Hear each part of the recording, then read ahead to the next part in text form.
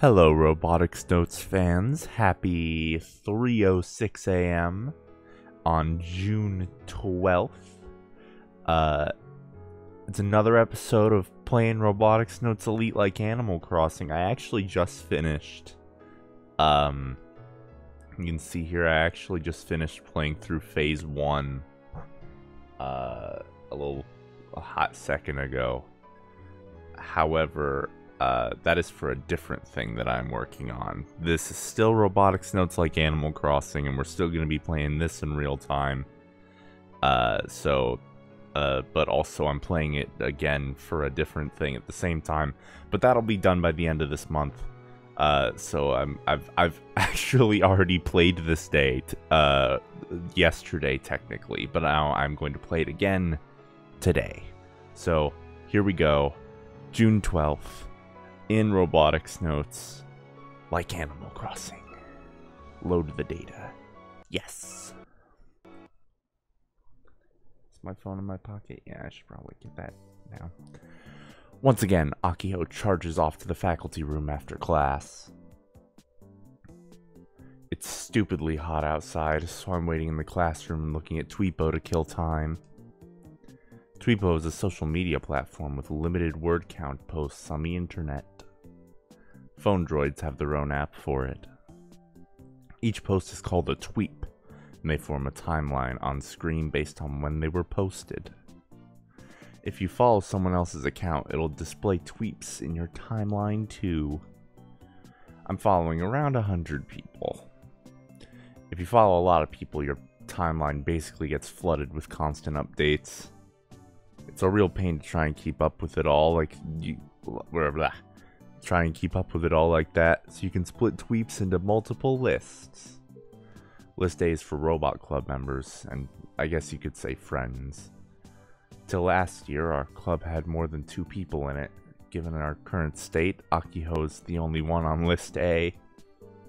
List B is made up of real-life acquaintances and people I know online, which kind of encompasses all people you know. Every single person you know is either a real-life acquaintance or someone you know online. But, you know, Kai, I'll give you a break on this one. It includes my family, Akiho's family, Michi, and a few others. I have no friends around my age, and I don't follow many of my classmates. Thus, List B is mostly adults. List C is for others. That includes journalists in Tokyo, the official accounts for newspapers and news sites. And if I look at List C, I get a pretty good idea of what's going on in Tokyo. I don't really use List D. Even with the list split, they refresh within hours. I keep telling myself to to at least check Tweepo once a day.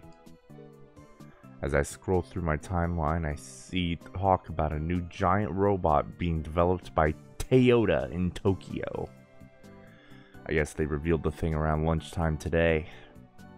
Actually, Akiho mentioned seeing this in the news. Maybe I should reply.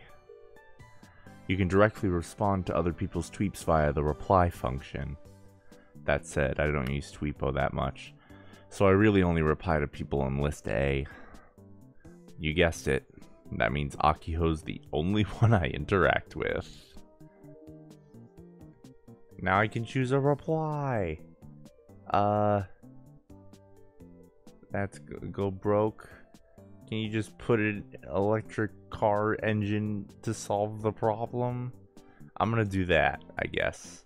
That should do it. I didn't actually read the tweet I was responding to.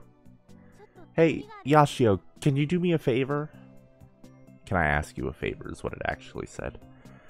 One of my few classmates still around on cleaning duty talks to me. I'm gonna be late for my bus home if I don't leave soon. Are you busy? Could you maybe throw the trash out for me? Don't bother, Hayakawa. This is Yashio we're talking about. Huh? But he doesn't look busy. It's not that I look like I have free time. It's not that I look like I have free time. I do have free time. But I'm currently stuck in this room. Who knows when the Madam President is gonna get back. I decided to turn down a request in the only way I know. I don't mind taking your place. Wait, really? Oh my gosh, that...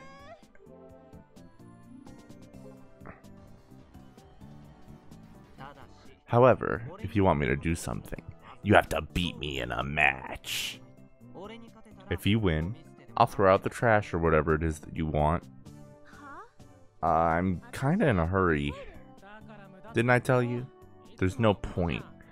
Yashio's always like this. It was a mistake to even ask. Ugh, never mind. A match? You gotta be kidding me. How stupid.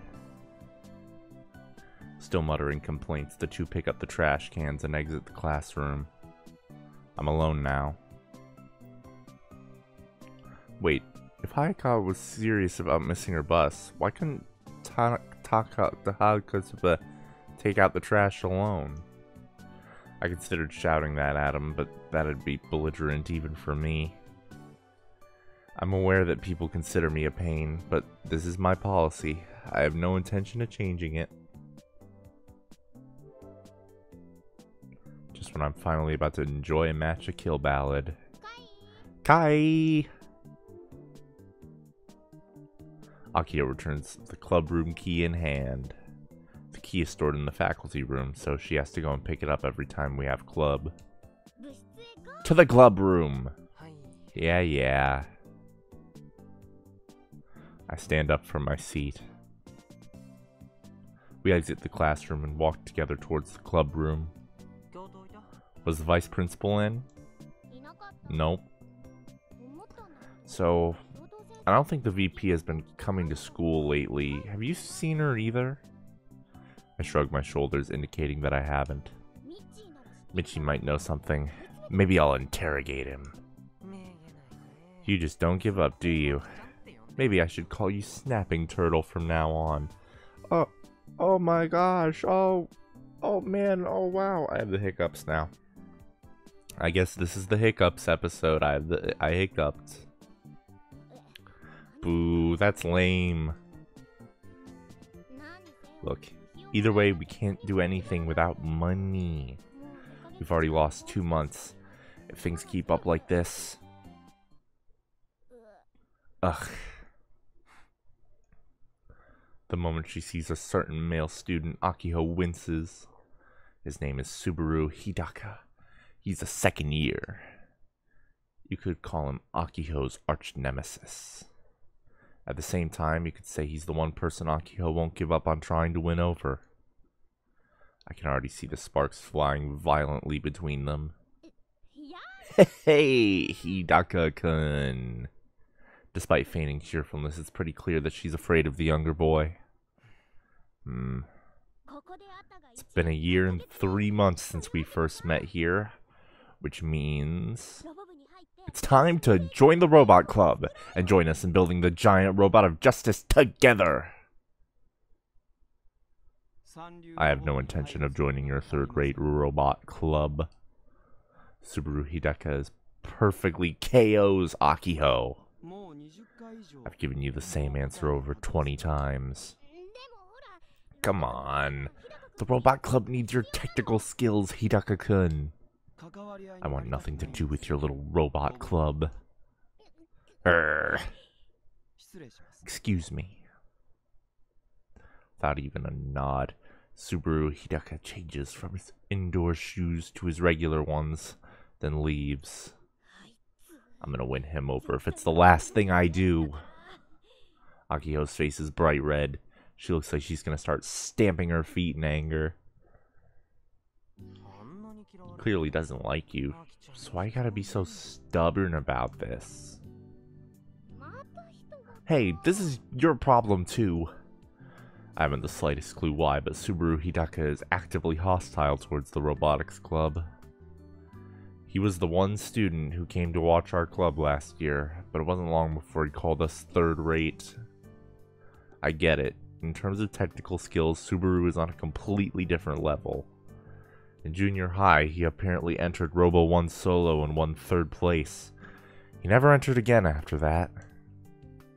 According to Michi's info, he's even capable of repairing broken wristwatches. I understand why he looks down on us to an extent. If he ever joined the robot club, he'd immediately be our ace. Heck, even though he's younger, he'd probably make a better club president than Akiho. I mean, he's not wrong about us being third rate. Don't say things like that, Kai. You gotta accept reality for what it is. I know, but I still can't just go and say sure and be fine with it. All sorts of people make fun of our little club. It wasn't nearly as bad when Akio and I joined up as new students. It's hard to say where it began, but I think it was after last year's new student club orientation. Oh no! I'm technically not playing in real time because this is a flashback! The series is ruined! Oh, I didn't read that. Oops. Seniors in the club were the public speaking type, so Akio gave the speech instead. That's where she screwed up. Akio made a showy intro video about Gunvero Prototype Model 1 and the club members maintaining it. The BGM for the video was the Gunvero theme song, sung by Akio herself. I'm sure you can imagine how all of this went over. And so, the only student who came to check out our club was Subaru Hidaka. He must have come to pick a fight. This year, Akio and I ended up alone. She did her best to learn from her prior failures and didn't show the robot. But mid-speech, Akio had an attack and was sent to the infirmary. Since I don't care about robots, it was over. So it made total sense that we couldn't get any new recruits. Plus, right after that, Akio requested a tenfold increase to our budget, and the student council and VP snapped. As a result, even the underclassmen got a bad impression of Akio burned into their minds. And so, our club and the gun build project became the objects of ridicule.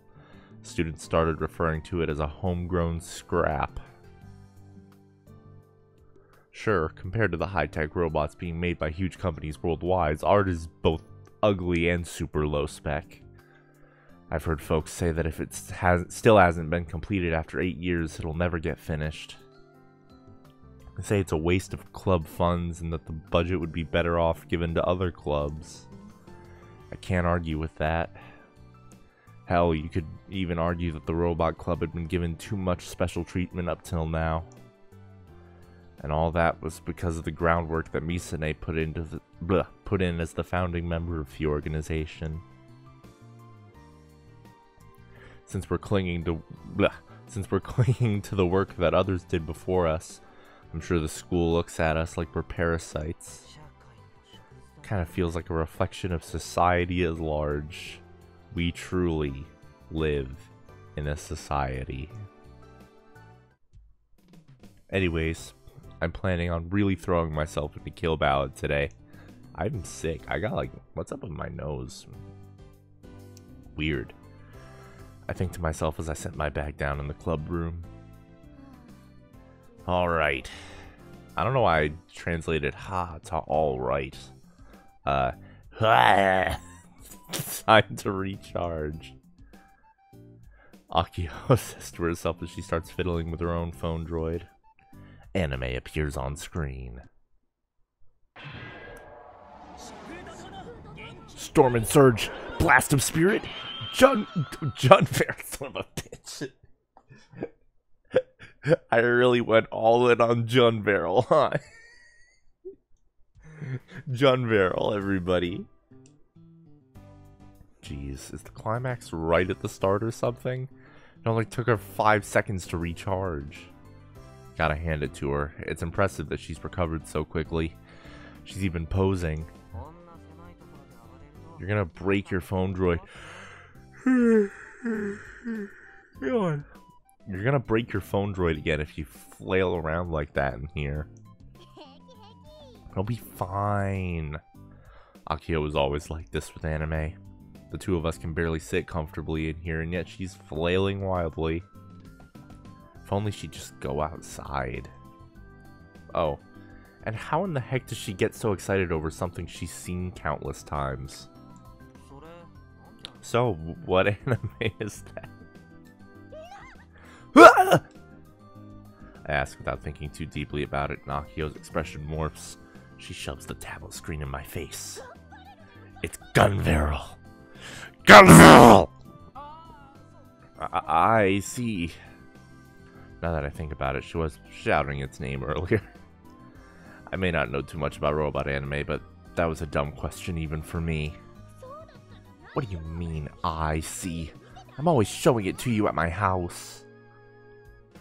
Akio's getting about as heated up as I expected. She's clearly still annoyed from her earlier encounter with Subaru, so she's more charged up than usual. That being said, she doesn't show me Gunvarel. It's more like she watches it and I happen to be in the room. In that game you're always playing on your phone, droid? Akio points at the tablet hanging from my wallet. What is it? Gunvarel. What's the life-sized robot our club is working so hard to build? Gunvarel. This Blu-ray's sitting right here. Akio picks up the BD Blu-ray disc package sitting in the desk and points to the picture on the jacket. What anime is this? It's Gunvarel. Correct. She drops the frown and returns to a smile. By the way, that's the only BD we have. Hell, the clubroom doesn't even have a BD player or a TV, so it's useless. Kai, you're a failure of a robot club member. Yep. Guess I'm not much of a learner. Could you not be like that just for once? If you want me to be even more honest, I don't really care about any of this. I figured that out a long time ago. Akio shrugs his shoulders in exasperation and for some reason pulls out the whiteboard in the corner. Don't tell me. Which means today it's time to brainwash you for good. Seriously? She always goes on forever. For starters, Gunvarel is a god anime. Here comes the hyperbole. At the very least, it's the #1 hit anime since the start of the 21st century. I mean, yawn. Nice yawn. In terms of BD sales, it's still #1 in the world. In this age of the phone droid, everyone's switched to cloud storage when it comes to media. Nobody buys stuff on discs. Of course, I don't dare voice any of this, as it'd just make her talk longer. Robot anime really is the best. Every boy in Japan loves robots. I'm pretty sure you're a girl, Akiho. Ever since that one Astro kid showed up in the Showa era, robots have been pals, heroes, and just plain cool. They're the symbol of Japanese animation. They have totes different sets of values when it comes to humanoid robots. That's why nobody else can design them like we do. Some people take that to mean that only Japanese people truly understand robots. But Gunvarel is different. Even though it was produced by a Japanese animation studio, it first aired overseas. It took half a year for it to air in Japan. By that point, it was already a hot commodity all over the world. Not only did Japan join the party, but it even gained a giant viewership that kicked off the modern robot boom. Plus, the ending was anything but ordinary, which helped turn the franchise into something legendary. I've always struggled to figure out whether Gunvarel is supposed to be Gundam or Evangelion, because it's clearly supposed to be Gundam, like 90% of the time. But whenever they talk about like the actual anime itself, it like when they talk about Gunvarel as a concept, it's always like this hopes and dreams. It's very like happy-go-lucky, hopeful, everybody loves it and has a good time. But whenever they talk about like the TV show Gunvarel, it feels like they're talking about Evangelion. Like, especially here with, like, plus the ending was anything but ordinary. But did Gundam have a weird ending? I don't actually know. I've never seen Gundam. Maybe I'm just thinking this because I've only seen Evangelion. Maybe Gundam is equally weird, and I just don't know it. I've legit heard this a billion times. After 3 years of airing on TV, who could have guessed that the final episode would go unaired? The uproar was insane, and the fans around the world were on the brink of rioting. The final episode isn't on the Blu-ray, and nobody involved has ever spoken about it. It's totally shrouded in mystery. 4 years have passed, and there's still lots of folks who theorize about the contents of the final episode. Not only that, but the internet has been flooded with phonies masquerading as the final episode. Fans have even written meta-analysis explaining how not showing the final episode is part of Gunvarel's message. Personally, I think the whole final episode thing is a challenge from the staff. Either way, there's no denying that the last episode going unaired helped Gunvarel evolve into the god-tier anime it is. Some theories even say that the current worldwide robot boom started with Gunvarel. She sure can talk. I just want to play Kill Ballad. So you're saying that Gunvarel is the beloved anime around the world and it'll never be topped? Bingo! I mean, if you were to ask me if Gunvarel is superior to robot anime of the past, then I'm not sure how I'd answer. But I do think you can call it the culmination of an entire half-century's worth of robot anime. Or I guess to be more clear, it cherry-picked the best elements of past robot anime masterpieces. It's the classic tale of a noble hero, but that nobility is thoroughly explored via strong character development. It's very easy to understand all the characters are good people, and you can empathize with them. Okay, so maybe it's not Evangelion. I'm kidding. The Evangelion casts are very empathetic. I saw a tweet the other day that was like, don't people who like the Evangelion cast realize the point of that show is that they're bad people and you shouldn't be like them? And I just want you to know that if you're watching this, person who tweeted that, I want to throw rocks at you. That's why people get so fired up and emotional about it. So, I'm betting you want to jump right in, don't ya? Want to marathon the whole thing from episode 1, don't ya? Akio's eyes sparkle as she attempts to innocently appeal to me. She's like a boy talking about his hero. Heck, even I'm starting to get excited. JK lol. Nope, I don't ya. Ugh, you contrarian. Honestly, I think you're the only high school girl in the world who can speak so passionately about robot anime. Another brainwashing fail. Fine, I'll watch it on my own. Akio sulks and goes back to appreciating Gunvarel.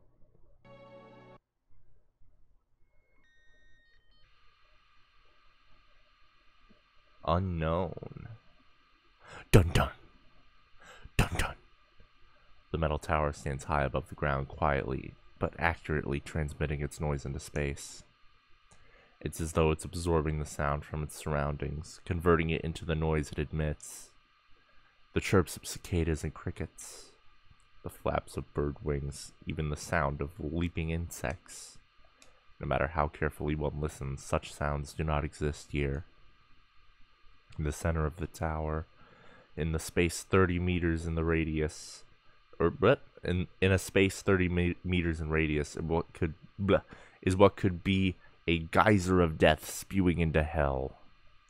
The grating sound is like a scream from the underworlds. Verification test in progress. In the space filled with silence of in the space filled with the silence of death, a young girl whispers, reporting test number 2887. Her bare feet produce no sounds with each step she takes as she looks up at the sky and whispers to nobody. Presently, Japan Standard Time, year 2019 AD, month 6, day 12, hour 18, minute 9. She holds a single pure white feather in her hand. No change in status. She whispers mechanically with no sign of emotion. She shows no sign of minding the noise. Report of verification test number 2887 complete. Just then, the wind blows. It's strong enough to cause the plants to sway. However, neither the girl's hair nor the edges of her soft clothes budge an inch. Only the white feather in the girl's hand floats gently into the air. Melts into the dust-colored sky. While her gaze follows the feather's path, the girl, expressionless until then, narrows her eyes in a somewhat heart-rending way. She quietly speaks into the wind. Whose eyes are those? And with that shocking cliffhanger ending, we end another day of playing Robotics Notes Elite like Animal Crossing. Thank you all for watching, and of course, I will see you all again tomorrow at 7 p.m. Eastern Standard Time for more Robotics Notes Elite like Animal Crossing. Nochio!